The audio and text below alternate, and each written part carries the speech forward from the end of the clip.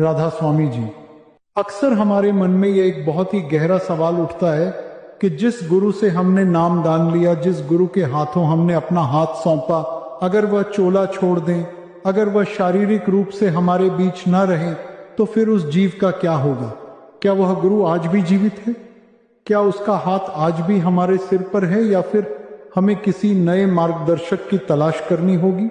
यह सवाल सिर्फ एक जिज्ञासा नहीं है, बल्कि एक रूह की तड़प है जो अपने उस रहबर को ढूंढ रही है जिससे उसने कभी वादा किया था।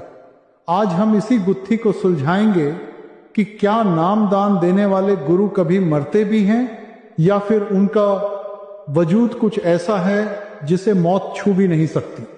जब हम सत्संग में बैठते हैं या वाणी को गहराई से समझने की कोशिश करते हैं, तो हमें सबसे पहले यह स्पष्ट करना होगा कि गुरु असल में है कौन। क्या गुरु वो शरीर है जिसे हम अपनी इन आंखों से देखते हैं? अगर हम गुरु को केवल 5 तत्वों का पुतला मानते हैं, तो फिर कुदरत का नियम है कि जो पैदा हुआ है उसे जाना ही होगा। लेकिन संतों ने हमेशा कहा है कि गुरु देह नहीं है, गुरु वह शब्द है, वह नाम है जो उस देह के भीतर से प्रकट हो रहा है।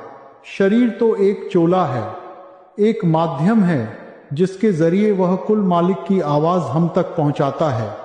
जैसे बिजली का बल्ब अगर फ्यूज हो जाए तो इसका मतलब ये नहीं कि बिजली खत्म हो गई, बिजली तो वही है, बस उसने माध्यम बदल लिया है।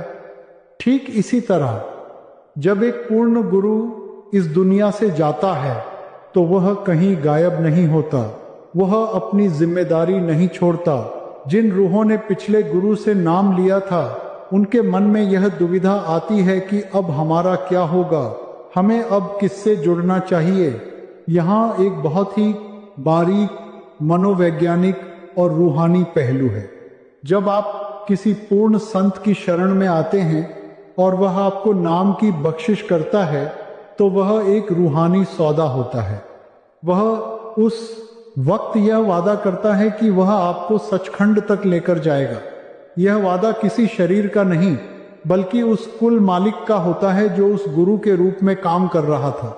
इसलिए अगर वह गुरु शारीरिक रूप से मौजूद नहीं है, तो भी उसकी शक्ति, उसका पहरा और उसका प्यार आपके साथ वैसा ही बना रहता है जैसा पहले दिन था।